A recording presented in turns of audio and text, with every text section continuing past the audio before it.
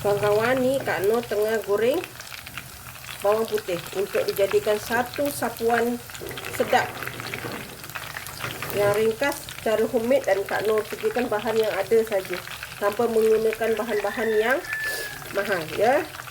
Tapi insya-Allah dia akan sedap. Dan Kak Noh buat resipi ni untuk cara Kak Noh sajalah. Ini kita goreng bawang putih sehingga dia warna agak sedikit perang ya. Untuk apa? Nanti Kak Noh kongsikan. Okey kawan-kawan, ni ialah bahan-bahan untuk kita buat garlic spread. Okey, garlic spread ni cara Kak Noh saja, paling mudah, paling senang, dan dia tak perlukan banyak bahan, tapi Kak Noh tambah ikut selera Kak Noh. Okey, kita ada ni bukan butter ya, ni margarin sahaja. Kak Noh guna bahan yang ada di rumah, tapi teringin nak makan kita buat.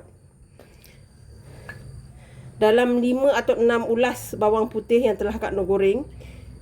Ini rempah mixed herb blend ya. Ini Kak Noh letak dia dalam ni, parsley ada, semua ada. Ini pun sama. Ni Italian kan. Ni yang ni dia tu sama je. Kawan-kawan boleh guna salah satu. Dan Kak Noh tambah lada sulah. Simple dengan mudah. Bahan yang sikit saja. Di awal video Kak Noh dah tunjuk macam mana Kak Noh goreng bawang putih. Untuk perasa terserah pada kawan-kawan. Kalau kawan-kawan nak pedas sedikit, boleh tambah chili flake. Okey, kalau tak nak, biarkan dia begitu. Okey, kita chop saja ni bawang putih kita. Butter kita sekejap ya. Butter pula, margarin. Okey, margarin ni nanti kita letak kemudian je lah. Kita nak chop ni saja dulu.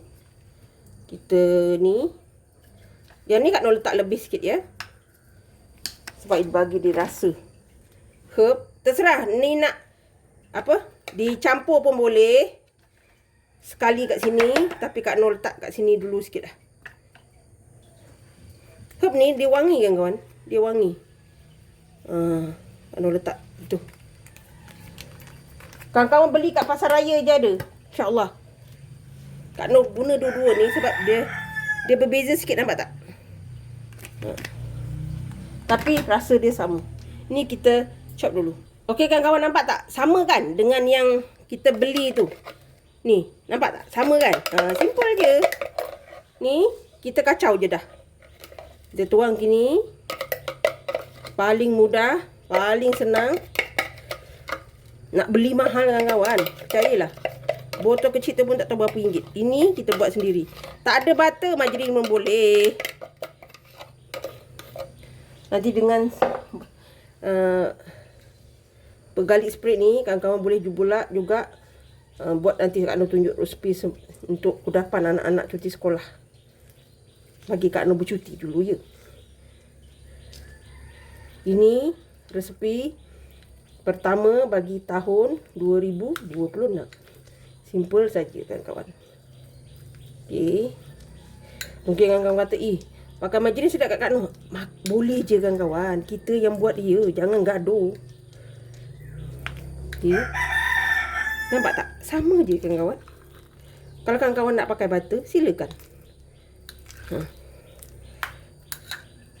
Dah jadi garlic spread. Simpan dalam peti sejuk. Makan boleh. Kalau buat banyak, bukan tahan berbulan-bulan. Wangi dia. Bawang putih dia tak payah cakap lah. Wangi rempah dia lagi. Kawan-kawan, simple dengan mudah. Garlic spread kita. Kawan-kawan boleh cuba. Yang macam ni, kawan-kawan simpan dekat peti sejuk. Kawan-kawan, wangi kawan-kawan. Wangi bawang putih. Dah siap. Begini saja garlic spread kita. Simpan dalam peti sejuk, letak dalam bekas. Guna bila kawan-kawan perlu. Letak kat luar pun tak ada masalah sebenarnya. Okey, simple dengan mudah. Jangan lupa like, komen, share and subscribe. Dan terus sokong Kak Noh. Jangan lupa tekan loceng agar kawan-kawan mendapat video yang terbaru dari Kak Noh. Salam sayang dari Kak Noh. Assalamualaikum. Selamat mencuba.